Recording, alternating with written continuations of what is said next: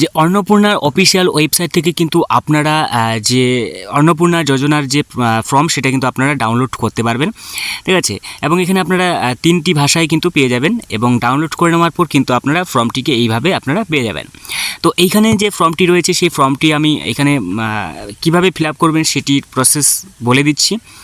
এবং যে কতগুলি বক্স থাকবে বক্সে কিন্তু আপনাকে সঠিকগুলো টিক দিতে হবে। এবার পরিবারের প্রধান যেটা হেড অফ দ্য ফ্যামিলির আপনাকে পুরো নাম আপনাকে এখানে এন্টার করতে হবে এবং জন্ম তারিখ তার আপনাকে DMMYY ফরম্যাটে আপনাকে দিতে হবে, যেটা দিন মাস বছর, এবং তিনি পুরুষ কি মহিলা সেটা আপনাকে এখানে টিক দিতে হবে। এবং পরিবারের প্রধান আধার নাম্বার এখানে দিতে হবে এবং ডিজিটাল রেশন কার্ডের যদি থাকে সেটা দিতে হবে, পরিবারের সদস্য সংখ্যা কত সেটা আপনাকে দিতে হবে এবং ঠিকানা যেটা রয়েছে সেই ঠিকানা কিন্তু আপনাকে এখানে দিতে হবে, যোগাযোগ নম্বর দিতে হবে। এরপর আপনাকে এখানে যে 5 বছরের কম যে আধার নাম্বার যদি থাকে না অপশন দিতে হবে এবং সদস্য যেটা পরিবারের প্রধান আপনাকে দিতে হবে এখানে, ঠিক আছে, হেড অফ দ্য ফ্যামিলি। সদস্য নাম্বার 1 এখানে আপনাকে নাম দিতে হবে, তার জন্ম তারিখ, লিঙ্গ এবং পরিবারের প্রধানের সঙ্গে কী সম্পর্ক সেটা দিতে হবে এবং আধার নাম্বার যেমন বাবা মা, ঠিক আছে, বা হাজব্যান্ড ওয়াইফ কি সেটা এখানে দিতে হবে এবং ব্যাংকের যে ডিটেলসও কিন্তু প্রত্যেকটা সদস্যেরই কিন্তু এখানে আপনাকে ব্যাংকের তথ্য কিন্তু আপনাকে প্রোভাইড করতে হবে, ঠিক আছে। এখানে সমস্ত কিছু দিয়ে নেবেন এবং তার সাথে কিন্তু প্রত্যেকটি ডকুমেন্টসও আপনাকে আপলোড করতে হবে এবং এখানে হেড অফ দ্য ফ্যামিলির এপিক নাম্বার, বিধানসভা ক্ষেত্র অংশ, একে একই সদস্য 1 2 3 4 এইভাবে কিন্তু আপনাদের সদস্যের এপিক নাম্বার থাকলে দিতে হবে। কোন ক্যাটাগরি সেটা আপনাকে দিতে হবে, জেনারেল, ST SC কি সেটা কিন্তু আপনাকে এখানে টিক দিতে হবে এবং রেশন কার্ডের এবং খ নম্বর এখান থেকে কিন্তু আপনার ক নম্বর অপশন এখান থেকে শেষ এবং খ নম্বর যেটা সেটা হচ্ছে আপনার ডিজিটাল কার্ড যদি থাকে হ্যাঁ এবং না থাকলে না অপশন দেবেন। এবং বলা হয়েছে যদি আপনার কোন ক্যাটাগরির কার্ড সেটা বক্সে টিক দিতে হবে, পরিবারের রেশন কার্ডটি কি তুলে সেটা রেশন তুলে যদি তুলে হ্যাঁ এবং গ নম্বর এখান থেকে আপনার স্টার্ট হবে 1 নম্বর বাড়ির ধরন 3 বা তার বেশি থাকলে হ্যাঁ এবং না থাকলে না, মানে পাকা বাড়ি। এবং বলছে পরিবারের যে জমির মালিকানা রয়েছে কিনা সেটা, ঠিক আছে, হ্যাঁ থাকলে হ্যাঁ না থাকলে না। এবং 3 নম্বর যেটা রয়েছে সেটা হচ্ছে কত পরিমাণ জমির অংশ রয়েছে সেটা আপনাকে এখানে লিখতে হবে। এরপর বলা হয়েছে যানবাহন, নিচে যে যানবাহন আপনি পরিবারের কোনো সদস্য কি অবাণিজ্যিক মোটর চালিত 4 চাকার গাড়ি আছে, যদি থাকে তো হ্যাঁ এবং না থাকলে না। যদি থাকে তাহলে তার তথ্য কিন্তু আপনাকে এখানে দিতে হবে এবং তার সাথে গাড়ি, জিপ, ট্র্যাক্টর কি সেটা লিখতে হবে এবং তার পাশে কিন্তু মডেলও আপনাকে দিতে হবে, ঠিক আছে। তো এরপর বলা হয়েছে যে পারিবারিক ভিত্তিক সদস্যদের স্বাস্থ্য বীমা যদি থাকে তো হ্যাঁ এবং তার তথ্য আপনাকে দিতে হবে, যদি না থাকে তো আপনাকে এখানে কোনো তথ্যই দিতে হবে না যেহেতু নেই, ঠিক আছে। এবং যদি থাকে তাহলে সেক্ষেত্রে আপনি কোন সদস্যের রয়েছে 1 2 3 4 মানে কোন সদস্যের স্বাস্থ্য বীমা রয়েছে সেটা আপনাকে এখানে দিতে হবে, ঠিক আছে, এখানে বক্সে টিক দিতে হবে। এরপর বলছে ঘ নম্বর যে কোনো সদস্যের কি আয়কর পেশাগত কর প্রদান থাকে তো হ্যাঁ থাকলে হ্যাঁ না থাকলে না এবং যদি থাকে তাহলে সেক্ষেত্রে আপনাকে দিতে হবে ট্যাক্সের নাম এবং প্যান নাম্বার, প্রত্যেকটি সদস্যের প্যান কার্ড নাম্বারও দিতে হবে।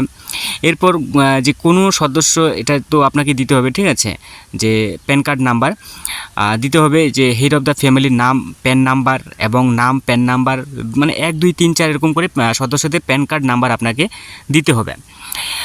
এরপর আপনি নিচে আসবেন, এটা হচ্ছে 4 নম্বর পেজ এবং 5 নম্বর পেজে চলে আসবেন এবং 5 নম্বর পেজে আসার পর কর্মসংস্থানের ধরন, এবার যেটা পরিবারের হেড অফ দ্য ফ্যামিলি কী কাজ করে, ঠিক আছে, হেড অফ দ্য ফ্যামিলি যেটা রয়েছে কী কাজ করে, সরকারি বেসরকারি পরিযায়ী শ্রমিক, অন্যান্য বেকার কি সেটা বক্সে টিক দেবেন। সদস্য 1 কী কাজ করে, সদস্য 2 কী কাজ করে, সদস্য 3 এইভাবে কিন্তু আপনারা দেবেন।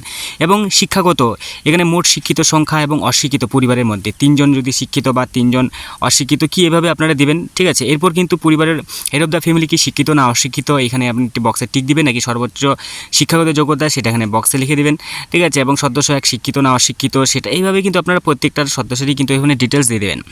এরপর কোনো সদস্য কি সাংবিধানিক পদ, মন্ত্রী, সাংসদ, বিধায়ক কি মানে কোন পদে রয়েছে সেটা আপনাকে এখানে দিতে হবে, ঠিক আছে। যদি থাকে তো হ্যাঁ এবং যদি না থাকে না, এবং যদি থাকে তাহলে কিন্তু কোন পদে রয়েছে তার সদস্য নাম্বার এখানে আপনাকে দিতে হবে, ঠিক আছে।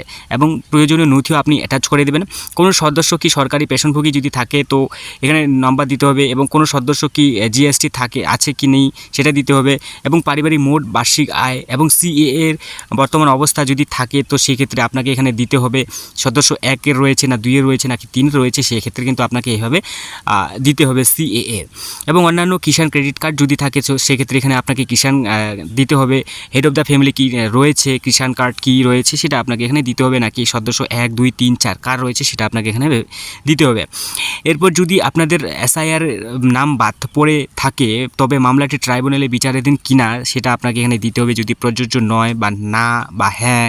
ঠিক আছে, যদি হ্যাঁ হয় তাহলে তার বিবরণ আপনাকে উল্লেখ করে দিতে হবে এখানে। ঠিক আছে, তো এইভাবে কিন্তু আপনারা প্রযোজ্য 1 নাম্বারের সদস্য 1, প্রযোজ্য নয়, না, হ্যাঁ, কি মামলার বিবরণ আপনার এখানে রয়েছে কিনা সেটা দিতে হবে। ঠিক আছে, এইভাবে কিন্তু আপনারা দিয়ে নেবেন। এরপর 4 নম্বরের যেটা অপশন, বিদ্যালয়ে অধ্যয়নরত পরিবারের সকল সদস্য শিশুর বিবরণ। আপনার পরিবারের যে 6 জন সদস্য রয়েছে তাদের মধ্যে কয়জন শিশু রয়েছে সেইটি আপনাকে এখানে দিতে হবে না, শুধুমাত্র শিশুর যে নাম, শ্রেণী, বিদ্যালয়, কোন বিদ্যালয়ে পড়ে সেক্ষেত্রে আপনাকে এখানে দিতে হবে। ঠিক আছে, সমস্ত কিছু এখানে দিয়ে নেওয়ার পর আপনি এখানে দেবেন যে অন্যান্য মাদ্রাসায় পড়ে না কি পড়ে, টিকাকরণ রয়েছে কি না সেটা আপনার এখানে দিতে হবে। 2 নম্বরে যে টিকাকরণ, শিশুর টিকাকরণ রয়েছে কি না, ঠিক আছে, বা শুরু হয়নি এরকম 1 2 মানে কয়টি শিশু রয়েছে সেই ক্ষেত্রে আপনাকে শিশুর এখানে দিতে হবে অপশন। আপনি কি কোনো সরকারি প্রকল্পের সুবিধা বা ডিবিটির মাধ্যমে কোনো প্রকল্প পাচ্ছেন, যদি পেয়ে থাকেন হ্যাঁ বা না। এরপর আপনি যদি পেয়ে থাকেন, এরপর যদি আপনি কি এই প্রকল্পটি থেকে নিজেকে প্রত্যাখ্যান করতে চান, ঠিক আছে, নিচে রয়েছে যে প্রত্যাহার করতে চান, তো যদি আপনি প্রত্যাহার করতে চান তাহলে 1 নম্বরে আপনাকে প্রকল্পের নাম এবং হ্যাঁ অপশনে টিক দিতে হবে। ঠিক আছে, এবং যদি আপনি হ্যাঁ নাম অপশনে টিক দিয়েও থাকেন তাহলে কিন্তু আপনাকে সেটির কারণ আপনাকে উল্লেখ করতে হবে। ঠিক আছে, নিচে আপনাকে উল্লেখ করতে হবে, নিচে সেই অপশনটি রয়েছে, এখানে আপনি প্রকল্পের নাম এবং কয়টি প্রকল্প পেয়ে থাকেন সেই প্রকল্পগুলির নাম দিতে হবে। হ্যাঁ, ঠিক আছে, যেমন সদস্য 1 2 3 এরকম করে আবার আসবে। ঠিক আছে, এইভাবে আপনি দিবেন। যেমন 3 নম্বর সদস্য প্রকল্প পেয়ে থাকে, সেই প্রকল্পটি প্রত্যাহার করতে চায়, তাহলে এইভাবে আপনার প্রকল্পের নাম দিবেন। ঠিক আছে, এরপর বলছে বাদ দেওয়া হলে কারণ আপনাকে এখানে দিতে হবে অফিসার কর্তৃক পূরণীয়, মানে যেটা পূরণীয়, আপনাকে পূরণ করতে হবে। এরপর আপনি বুরকার্য বলছে আমি এই মর্মে ঘোষণা করছি যে উপরে প্রদত্ত তথ্য আমার জ্ঞান ও বিশ্বাস অনুযায়ী সম্মত বক্সে টিক দেবেন এবং এই ফর্মটি যাচাইয়ের যোগ্য। ঠিক আছে, এরপর ফর্মটি যাচাই করবেন না, তা না হলে কিন্তু যাচাই করবে না। এরপর সত্য মিথ্যা কী রয়েছে সমস্ত কিছু এখানে পড়ে নেবেন। পড়ে নেওয়ার পর আপনি উপরে যিনি অন্নপূর্ণা ভাণ্ডার প্রকল্প আবেদন করছেন তারই কিন্তু এখানে স্বাক্ষর আপনাকে করতে হবে। তাহলে স্বাক্ষরটি এখানে করে নেওয়ার পর আপনি এটি আপনার সাথে যেসব ডকুমেন্টসগুলি উল্লেখ করেছেন সমস্ত কিছু ডকুমেন্টসই কিন্তু অ্যাটাচ করতে হবে। করে নেওয়ার পর আপনাকে বিডিও অফিসে গিয়ে জমা করতে হবে। এরপর যে এটি শুধুমাত্র সরকারি ব্যবহারের জন্য, যিনি অফিসার রয়েছে তিনি এখানে নাম, তার সমস্ত কিছু তথ্য এখানে দিবেন এবং দিয়ে নেওয়ার পর যদি এটি যাচাই করে সম্পূর্ণ সঠিক পায় তাহলে সঠিক এখানে অপশনে তিনি দেবেন। এরপর তিনি যদি এটির মধ্যে কোনো অসঙ্গতি দেখতে পায় তাহলে এটি তিনি ধারা উল্লেখ করবেন। ঠিক আছে, এইভাবে কিন্তু এটাকে যে অফিসাররা রয়েছে তারা কিন্তু এটি দেখে নেওয়ার পর সমস্ত কিছুই তারা করে নেবেন। এরপর কিন্তু এটা তিনি তারিখ এবং স্বাক্ষর করবে, করে নেওয়ার পর এটি সাবমিট করবে।